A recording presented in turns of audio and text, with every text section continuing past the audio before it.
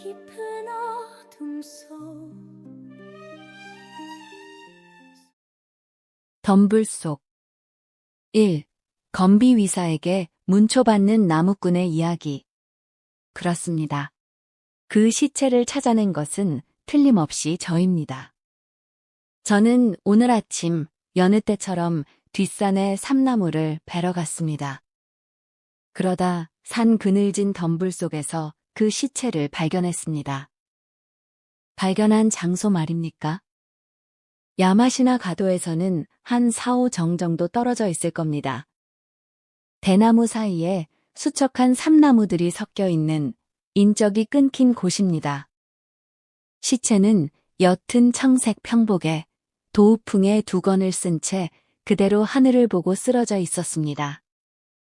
단 한 칼이라도 가슴팍을 찔린 상처였기에 시체 주변의 대나무 낙엽은 진홍빛으로 물들어 있었습니다.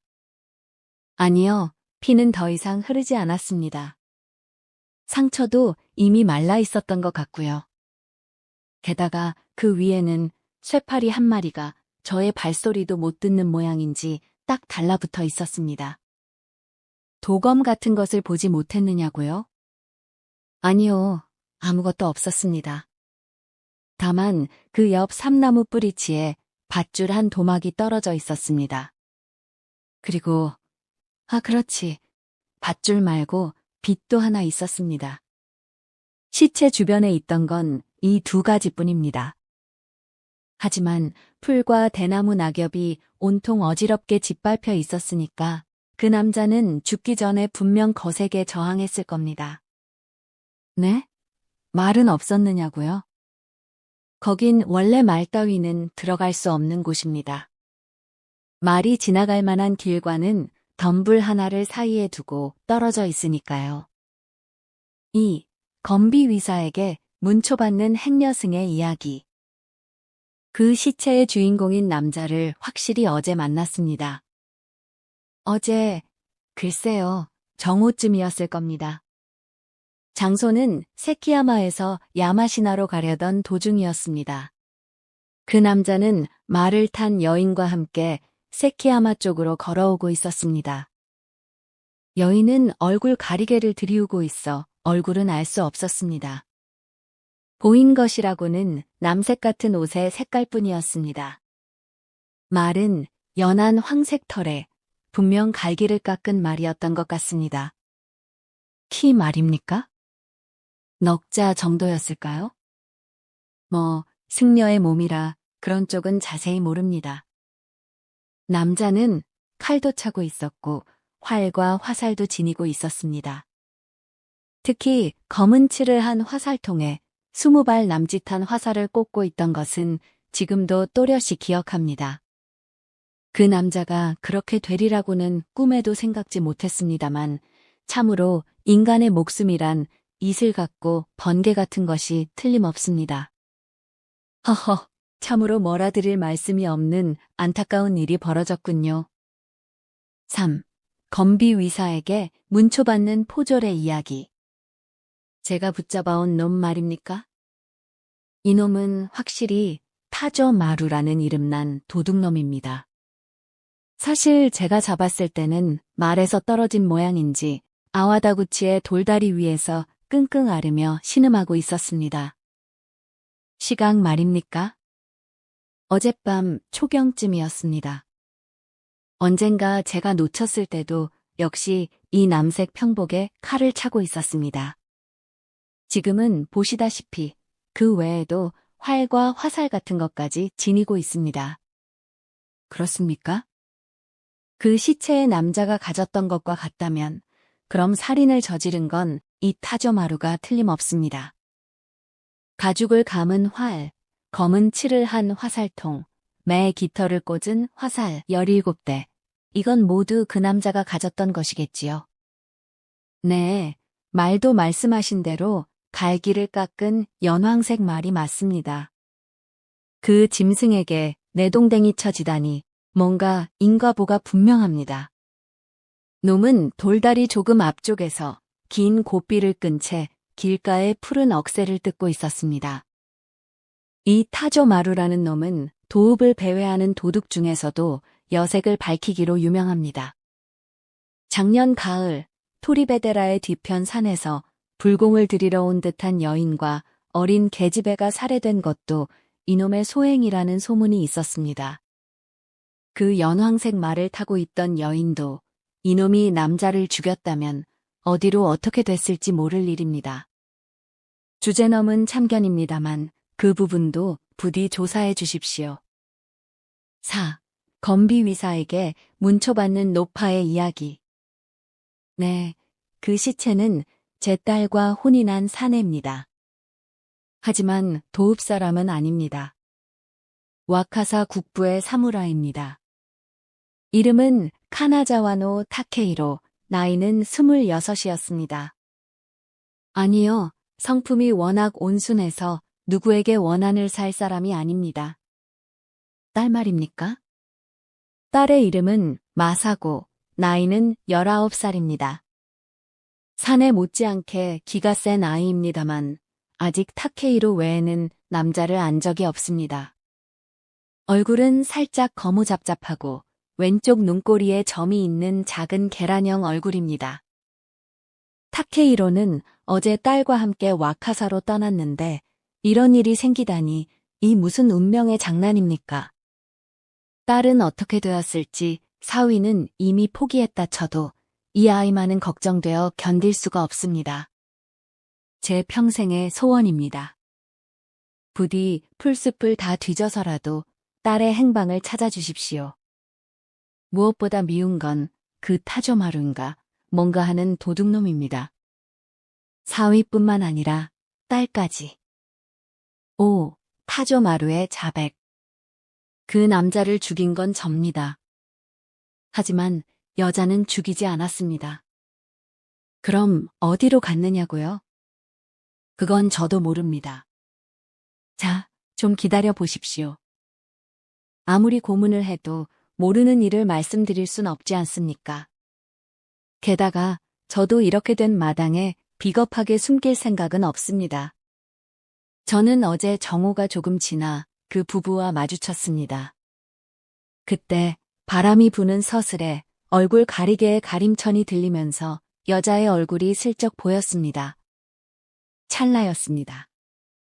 보였다 싶을 때 이미 사라졌지만 그 때문인지 제 눈엔 그 여자의 얼굴이 여신처럼 보였습니다. 저는 그 순간 설령 남자는 죽이더라도 여자는 빼앗겠다고 결심했습니다. 남자를 죽이는 것쯤은 당신들이 생각하는 것처럼 대단한 일이 아닙니다. 어차피 여자를 빼앗으려면 남자는 죽게 마련입니다. 다만 저는 죽일 때 허리에 차고 있는 칼을 쓰지만 당신들은 칼을 쓰지 않지요. 그저 권력으로 죽이고 돈으로 죽이고 때로는 위선적인 말로도 죽이지 않습니까? 과연 피는 흐르지 않고 남자는 멀쩡히 살아있겠지요. 하지만 그래도 죽인 겁니다. 죄의 깊이를 따져보면 당신들이 나쁜지 제가 나쁜지 모를 일입니다. 하지만 남자를 죽이지 않고도 여자를 빼앗을 수 있다면 별 불만은 없는 법입니다. 아니, 그 당시 마음으로는 가급적 남자를 죽이지 않고 여자를 취하겠다고 마음먹었습니다. 하지만 그 야마시나 가도에서는 도저히 그런 짓을 할 수 없었지요. 그래서 저는 덤불 속으로 그 부부를 유인할 꾀를 냈습니다. 이건 일도 아니었습니다. 저는 부부와 길동무가 되자 저쪽 산에 옛 무덤이 있는데 그걸 파보니 거울과 칼이 잔뜩 나왔다. 나는 아무도 모르게 산그늘 덤불 속에 그걸 묻어두었다. 혹시 원하는 사람이 있다면 헐값에 넘기겠다. 이런 이야기를 했습니다. 남자는 차츰 제 말에 마음이 움직이기 시작하더군요. 그리고 보십시오. 욕심이란 무서운 것 아니겠습니까? 채 반시즌도 지나지 않아 그 부부는 저와 함께 산길로 말을 돌리고 있었습니다. 저는 덤불 앞에 이르자 보물은 이 안에 묻혀 있다고 했습니다. 남자는 욕심에 눈이 멀었으니 이의가 있을 리 없지요. 그런데 여자는 말에서 내리지 않고 기다리겠답니다. 그 덤불이 우거진 꼴을 보면 그런 말이 나오는 것도 무리는 아닙니다. 사실 저로서는 생각대로 된 셈이라 여자만 남겨둔 채 남자와 덤불 속으로 들어갔습니다. 덤불 속은 한동안 대나무뿐이었습니다. 하지만 반정쯤 들어간 곳에 제법 탁 트인 삼나무 숲이 나왔습니다. 제 일을 완수하기에 이보다 좋은 곳은 없었습니다. 저는 덤불을 헤치며 보물은 삼나무 아래 묻혀 있다고 그럴듯한 거짓말을 했습니다. 남자는 제 말을 믿고 삼나무가 비치는 쪽으로 열심히 나아갔습니다. 이윽고 대나무가 뜸해지고 삼나무가 늘어선 곳에 도착하자마자 저는 갑자기 상대를 덮쳐 눌렀습니다. 남자도 칼을 차고 있는 놈답게 힘이 꽤 좋았지만 기습을 당하니 별 수 없더군요. 순식간에 삼나무 뿌리에 묶어버렸습니다. 밧줄입니까? 밧줄은 도둑놈답게 언제 담을 넘을지 모르니 항상 허리에 차고 다닙니다. 물론 소리를 지르지 못하게 대나무 낙엽을 입에 쳐넣는 것으로 번거로움을 해결했죠. 남자를 처리한 뒤 저는 다시 여자에게 가서 남자가 급병이 난 모양이니 와서 보라고 했습니다. 이것도 적중했음은 두말할 필요 없겠지요. 여자는 삿갓을 벗어던지고 제 손에 이끌려 덤불 깊숙이 들어왔습니다. 그런데 거기에 와서 보니 남자가 삼나무 뿌리에 묶여 있는 겁니다. 여자는 그걸 보자마자 언제 품속에서 꺼냈는지 서슬퍼런 단도를 휘둘렀습니다. 저는 이제껏 그렇게 기계가 매서운 여자를 본 적이 없습니다. 그때 방심했다면 단칼에 배를 찔렸을 겁니다. 아니, 몸을 피했다 하더라도 마구 휘두르는 칼에 어떤 상처를 입었을지 모릅니다. 하지만 저도 타조마루 아닙니까? 어찌어찌 칼도 뽑지 않고 결국 그 단도를 쳐서 떨어뜨렸습니다. 아무리 기가 센 여자라도 무기가 없으면 도리가 없지요. 저는 마침내 뜻한 바대로 남자의 목숨은 끊지 않고도 여자를 취할 수 있었습니다. 남자의 목숨은 끊지 않고도 그렇습니다. 저는 그 뒤에도 남자를 죽일 생각이 없었습니다. 그런데 울며 쓰러진 여자를 뒤로 하고 덤불 밖으로 도망치려 하자 여자가 갑자기 미친 듯이 제 팔에 매달렸습니다. 끊어질 듯 소리 지르는 걸 들어보니 당신이 죽든 남편이 죽든 둘 중 하나는 죽어라. 두 남자에게 수치를 보이는 건 죽기보다 괴롭다. 그런 말입니다. 아니, 그중 누구든 살아남은 쪽을 따르고 싶다고 헐떡이며 말하는 겁니다. 저는 그때 맹렬히 남자를 죽이고 싶어졌습니다. 이런 말씀을 드리면 분명 당신들에겐 제가 잔혹한 인간으로 보이겠지요. 하지만 그건 당신들이 그 여자의 얼굴을 보지 못했기 때문입니다. 특히 그 한순간 불타는 듯한 그 눈동자를 보지 못했기 때문입니다. 저는 여자와 눈이 마주친 순간 설령 벼락에 맞아 죽더라도 이 여자를 아내로 삼고 싶다고 생각했습니다. 아내로 삼고 싶다. 제 머릿속엔 오직 그 생각뿐이었습니다. 이건 당신들이 생각하는 천한 색욕이 아닙니다. 만약 그때 색욕 외에 다른 욕심이 없었다면 저는 여자를 걷어차고라도 도망쳤을 겁니다. 남자도 그랬다면 제 칼에 피를 묻힐 일은 없었겠지요. 하지만 어둑한 덤불 속에서 여자의 얼굴을 뚫어지게 본 찰나 저는 남자를 죽이지 않는 한 이곳을 떠나지 않겠다고 결심했습니다. 하지만 남자를 죽이더라도 비겁하게 죽이고 싶지는 않았습니다. 저는 남자의 밧줄을 풀어준 뒤 정정당당하게 승부를 내자고 했습니다. 삼나무 뿌리에 떨어져 있던 것은 그때 치우는 걸 잊은 밧줄입니다. 남자는 안색이 변한 채 묵직한 칼을 뽑아 들었습니다. 그러고는 말 한마디 없이 분연히 저에게 달려들었습니다. 그 대결이 어찌 되었는지는 말씀 안 드려도 알 겁니다. 제 칼은 23합제에 상대의 가슴을 뚫었습니다. 23합제에 부디 그걸 잊지 말아 주십시오. 저는 지금도 이 일만큼은 대견하게 생각합니다. 저와 20합 넘게 칼을 섞은 놈은 천하에 그 남자 하나뿐이었으니까요. 저는 남자가 쓰러지자마자 피 묻은 칼을 든 채 여자 쪽을 돌아보았습니다. 그런데 이게 웬일입니까? 여자가 어디에도 없지 않습니까? 저는 여자가 어느 쪽으로 도망쳤는지 삼나무 숲 사이를 뒤져보았습니다. 하지만 대나무 낙엽 위에는 그럴듯한 흔적조차 남아있지 않았습니다.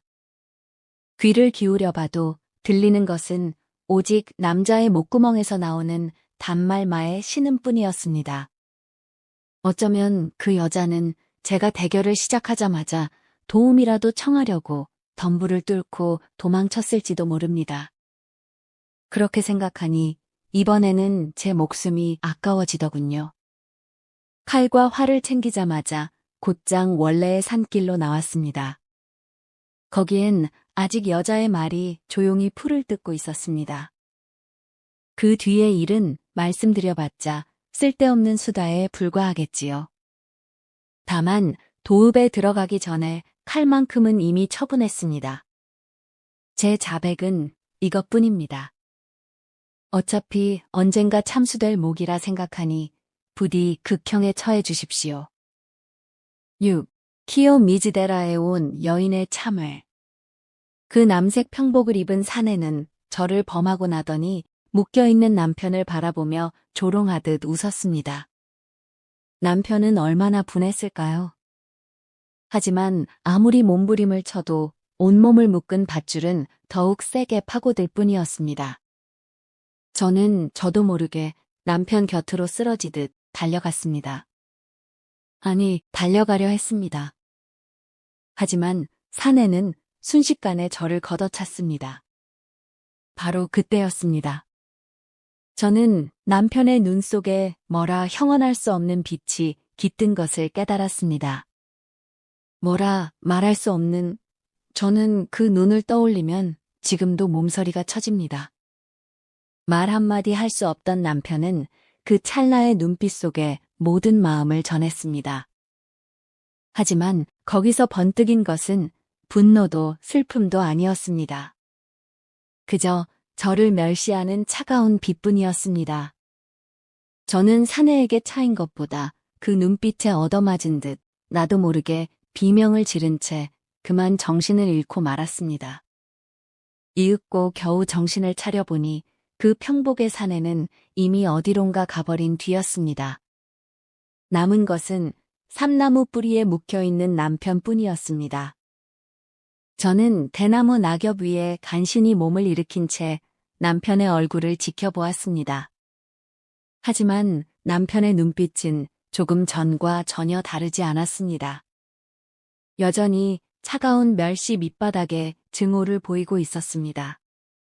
수치스러움, 슬픔, 분노.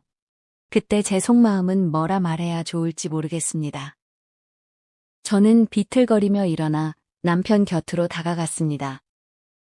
여보, 이미 이렇게 된 마당에 당신과 함께 있을 수는 없어요. 저는 죽을 각오입니다. 하지만 당신도 죽어주세요. 당신은 제 수치를 보셨어요.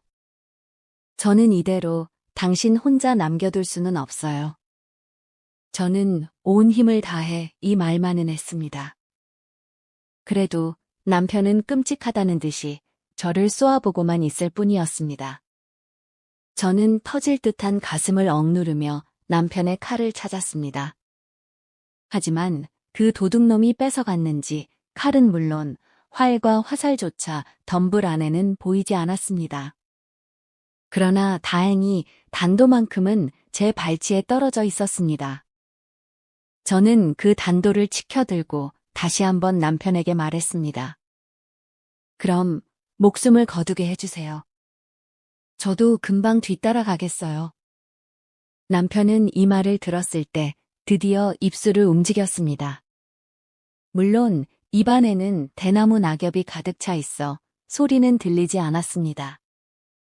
하지만 저는 그것을 보자마자 그 말을 알아챘습니다. 남편은 저를 멸시하며 죽여라 하고 한마디 뱉은 것입니다. 저는 거의 몽롱한 상태에서 남편의 옅은 청색 저고리에 가슴팍에 단도를 깊숙이 찔러 넣었습니다. 저는 이때 다시 정신을 잃었던 모양입니다. 겨우 주변을 둘러보았을 때 남편은 묶인 채 이미 숨이 끊어져 있었습니다. 그 창백한 얼굴 위로 삼나무 숲의 하늘에서 석양 한 줄기가 떨어지고 있었습니다. 저는 울음을 삼키며 시체의 밧줄을 풀어서 던졌습니다. 그러고 나서 제가 어떻게 되었는지. 그것만은 더는 말씀드릴 힘이 없습니다. 어쨌든 저는 아무리 해도 죽을 수가 없었습니다. 단도를 목에 들이대보기도 하고 산기슭 연못에 몸을 던져보기도 했지만 죽지 못하고 이렇게 살아있으니 이것도 자랑거리는 못 되겠지요. 저같이 한심한 여자는 대자대비하신 관세음 보살님께서도 내치신 모양입니다. 하지만 남편을 죽인 저는, 도둑놈에게 겁탈을 당한 저는 도대체 어찌해야 좋을까요? 도대체 저는 7. 무녀의 입을 빌린 죽은 자의 영혼 이야기. 도둑놈은 아내를 범하고 나더니 그 자리에 주저앉아 온갖 말로 아내를 달래기 시작했다. 나는 물론 말을 할 수 없다. 몸도 삼나무 뿌리에 묶여 있다. 하지만 나는 그동안 몇 번이고 아내에게 눈짓을 했다. 이놈의 말을 고지 듣지 마라. 무슨 말을 해도 거짓이라 생각하라. 나는 그런 뜻을 전하고 싶었다. 하지만 아내는 망연자실하게 대나무 낙엽 위에 앉아 묵묵히 무릎만 보고 있었다. 그런데 그 모습이 도둑놈의 말을 경청하는 것처럼 보이지 않는가. 나는 질투심에 몸부림쳤다. 하지만 도둑놈은 말을 교묘하게 이어갔다. 한 번이라도 몸을 더럽혔다면 남편과 잘 지내긴 틀렸을 것이다. 그런 남편과 사느니 내 아내가 되지 않겠느냐.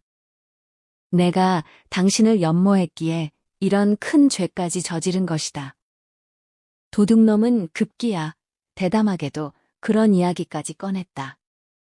도둑놈이 이렇게 말하자 아내는 넋을 잃은 듯이 얼굴을 들었다.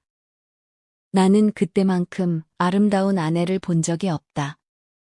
하지만 그 아름다운 아내가 묶여있는 나를 앞에 두고 도둑에게 뭐라 대답했는지 아는가. 나는 황천길을 떠도는 몸이지만 아내의 대답을 떠올릴 때마다 분노에 휩싸이지 않은 적이 없다. 아내는 분명 이렇게 말했다. 그럼 어디로든 데려가 주세요. 아내의 죄는 그것만이 아니다. 그것뿐이었다면 이 어둠 속에서 지금처럼 내가 고통받지는 않았으리라.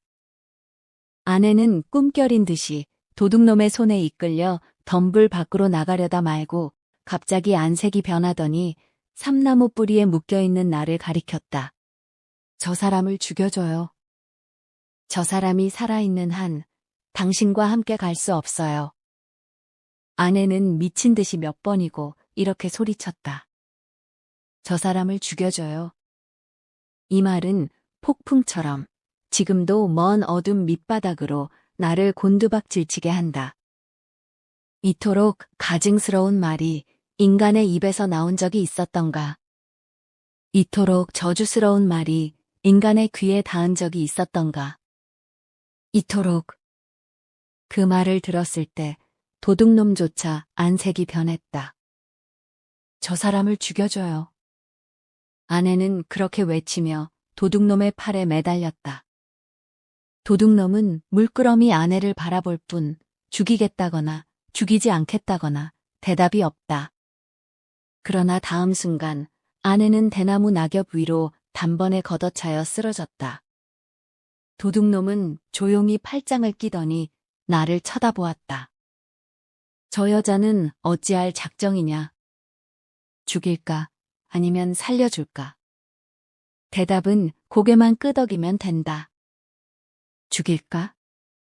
나는 이 말 한마디만으로도 도둑놈의 죄를 사해주고 싶었다. 아내는 내가 주저하는 사이에 비명 한마디를 지르더니 곧장 덤불 깊숙이 달아났다. 도둑놈도 즉시 뒤쫓았지만 옷소매조차 잡지 못한 듯했다. 나는 그저 환상처럼 그 광경을 바라보았다. 도둑놈은 아내가 도망친 뒤 칼과 활을 챙기더니 내 밧줄 한 곳을 끊었다. 이제 내 신세로군. 나는 도둑놈이 덤불 밖으로 사라지면서 이렇게 중얼거린 것을 기억한다. 그 뒤는 온통 고요했다. 아니, 아직 누군가 우는 소리가 들린다. 나는 밧줄을 풀며 가만히 귀를 기울여 보았다. 하지만 알고 보니 그 소리는 내 자신의 울음소리가 아니었는가. 나는 겨우 삼나무 뿌리에서 지칠 대로 지친 몸을 일으켰다. 내 앞에는 아내가 떨어뜨린 단도 하나가 빛나고 있었다. 나는 그것을 손에 쥐고 단숨에 내 가슴을 찔렀다. 비릿한 덩어리 같은 것이 내 입으로 치밀어 올랐다. 하지만 고통은 조금도 없었다. 다만 가슴이 차가워지자 주변이 한층 더 괴괴하게 가라앉았다. 아, 이 무슨 고요함인가. 이 산그늘 덤불의 하늘에는 작은 새 한 마리도 지저귀러 오지 않는다.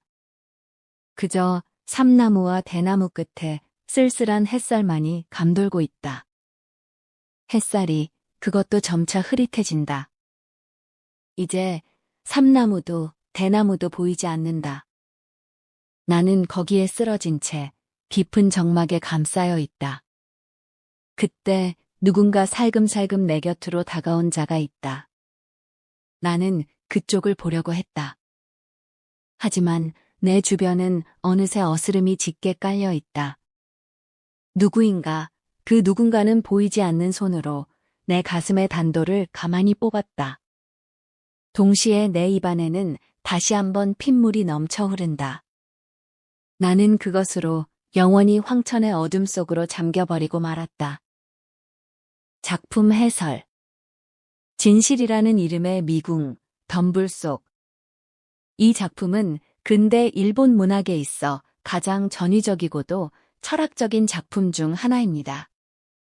한 사무라이의 죽음을 둘러싸고 도둑과 아내, 그리고 무녀의 입을 빌린 죽은 자의 영혼까지 가세해 각기 다른 자백을 쏟아내지만 기묘하게도 이들의 증언은 서로 접점을 찾지 못한 채 평행선을 달립니다. 이 작품의 핵심은 누가 범인인가라는 추리적 재미를 넘어 인간은 자신을 정당화하기 위해 어디까지 진실을 왜곡하는가라는 본질적인 질문에 있습니다. 도둑인 타조마루는 자신의 용맹함을 과시하기 위해 23합의 결투를 지어내고 아내는 정조를 잃은 슬픔과 남편의 멸시 사이에서 비극적 여주인공의 서사를 선택합니다. 심지어 죽은 사람조차 자신의 명예를 지키기 위해 스스로 목숨을 끊었다는 고결한 결말을 주장합니다. 결국 사건이 벌어진 덤불 속은 물리적인 공간을 넘어 타인의 시선과 자기 합리화라는 감옥에 갇힌 인간의 불투명한 내면을 상징합니다. 작가는 객관적인 진실이란 존재하지 않으며 오직 각자의 욕망과 수치심이 빚어낸 선택적 진실만이 존재함을 서늘하게 폭로합니다. 작품 속에서 이 엇갈린 목소리들을 듣다 보면 우리는 문득 깨닫게 됩니다. 우리 역시 삶이라는 거대한 덤불 속에서 나만의 진실을 편집하며 살아가고 있는 것은 아닌지 말입니다. 오랜 시간이 지난 오늘날에도 이 작품이 끊임없이 변주되는 이유는 진실을 가리는 인간의 이기심이야말로 시대를 초월한 보편적 본성이기 때문일 것입니다.